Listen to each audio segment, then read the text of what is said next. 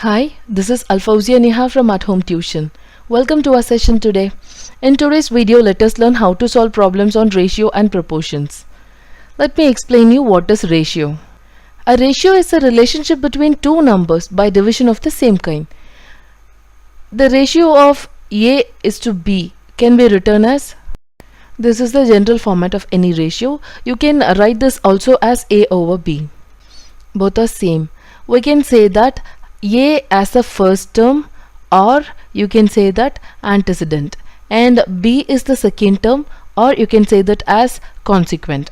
Okay, let me write an example for ratio. This can also be written as 4 over 9. So what is the antecedent here? 4, and consequent is 9. While solving the problems on ratio and proportion, you will have to apply the rule of ratio. In ratio multiplication or division of each and every term of the ratio by the same non-zero numbers does not affect the ratio. Let me write it on the board. This is called rule of ratio. Okay, let me take few examples and let you know how to solve problems on ratios and proportions. Here is an example. The question asks us to solve, arrange the following ratios in descending order. Only the ratios are given, we have to arrange them in descending order. I'm going to write ratios as a fractions first, because A is to B can be written as A over B. I have rewritten all the ratios as a fraction. Now we need to make all the denominators same.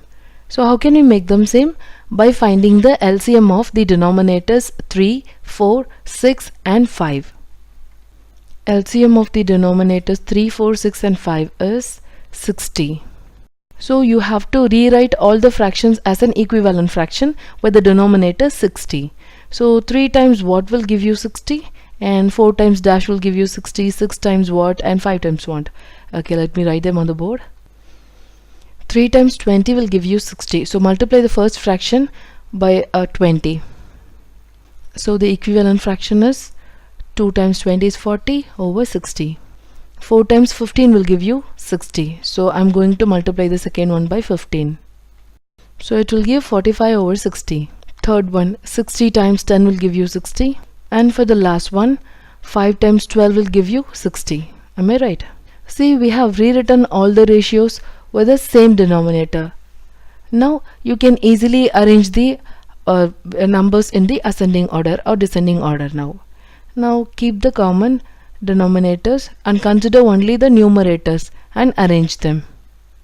Descending means larger numbers to smaller number. Here the larger top row is 50 and the second larger is 45 and then 40 and then 12. So I'm going to arrange that in the order. Hope you're clear so far? Okay, you need not write the equivalent fraction anymore. I'm going to write the original fraction now. We have arranged them in descending order. Now I'm going to rewrite the same thing as the ratios as given in the question. That's it for this example. Whenever you're asked to arrange the ratios either in ascending or descending, you have to rewrite them as a fraction and make them the fractions with same denominator by finding the LCM. Then you can easily arrange by considering the numbers in numerator alone. That is called the antecedent here. Hope you're clear with this concept. Here is our next example. Two numbers are in the ratio 3:4. If the sum of the numbers is 63, find the numbers. Okay, now let us solve this question. Sum of the terms of the ratio. Okay, let us find the sum. 3 plus 4 will give you 7. Sum of the numbers is 63. Let us take down the given information. Let us find the first number and second number by using this. So the first number would be 3 over 7 times 63. Just plug in the numbers here to find the first number. Antecedent is the first number of the ratio, that is 3, and sum of the term is 3 plus 4, which is equal to 7. So this goes 9 times 3 times 9 is 27. Hope you're clear so far. Same way we can find the second number using consequent instead of antecedent here in the same format. Consequent is the second number given in the ratio in the 3:4. So 4 is the consequent. Let me plug in that here. By simplifying, 7 goes 9 times, 4 times 9 is 36. Therefore, the two numbers are 27 and 36. So this is how we find the numbers when ratio of the two numbers and sum of the numbers are given. Hope you're clear with this example. Okay, let me take one more example of a different type. Here is the next example. I have taken a word problem and you have to rewrite them in ratios and solve for the number of coins of each type. Please have a glance over the question. Okay, let the number of 50 pies, 25 pies and 20 pies coins be. This is the given ratio. This is the ratio in the form 50 pies. This is the order 50 pies, 25 pies and 20 pies coin. So the number of 50 pies is 2x. Number of 25 pies is 3x. Number of 20 pies is 4x. We have just assumed some term with a variable. Okay, now let us solve it further. Let's find the sum of the numbers. Since this problem is dealing with dollar, you can say this as pennies instead pies. Okay, now I'm going to write the ratio.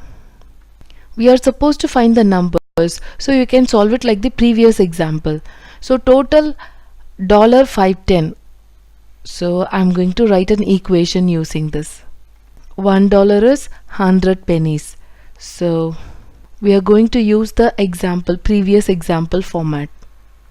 Hope you remember that first number is equal to the first term over sum of the terms times sum of the numbers. So sum of the numbers here is 100 because we are dealing with dollar. First term here is 50 penny. Now second one is 3x, and which is corresponding to 25 pies. Same way the third one is 4x, which corresponds to 20 penny. So totally all these will give you $510.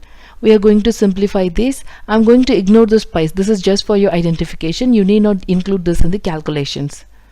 Now let's multiply the terms in top row and simplify. 2 goes 50 times here, and so 50, 51. Same way for the third one, 25 goes 4 times. 20 goes 5 times. Multiply the leftovers in the top row now. We are just left with x in the top row and 1 in the denominator for the first term. I'm not ignoring this 1. I'm not writing this as just x because all the other terms are fractions. I'm just wanted to keep this also a fraction. So I'm writing x as x over 1.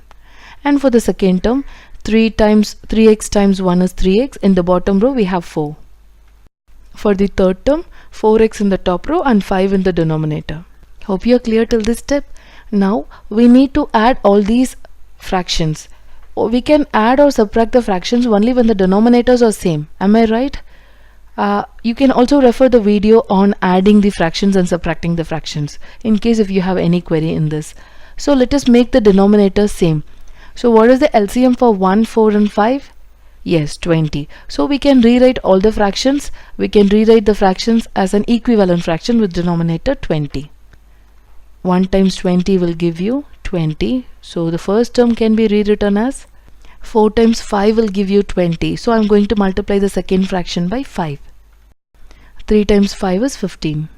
5 times 4 will give you 20. 4 times 4 is 16. Keep the denominator common and add all the numbers in the top row. 20 plus 15 plus 16 will give you 51x. Now just cross multiply. Multiply both the sides of the equation by 20. So on the right side we will get 10,200. We need the value of x. So divide both the sides by 51. So the x value would be 200. You can just plug in this x value. Back substitute this x value in the numbers we assumed in 2x, 3x and 4x. So substitute this x value here in all 2x, 3x and 4x. I'm getting 400 for the first one, 600 for the second one, and 4 times 2 is 8. So 800 for the third one. So therefore the number of 50 pies coins is 400. Number of 25 pies coins is 600 and number of 20 pies coins is 800 respectively. Hope you are clear with these 3 types of examples. Okay, let me show you the important formulas involved in solving the problems, ratios and proportions. Please have a glance over these formulas. I have another set of different types of examples. We can solve them in our next video for your better understanding on ratio and proportion problems. Okay.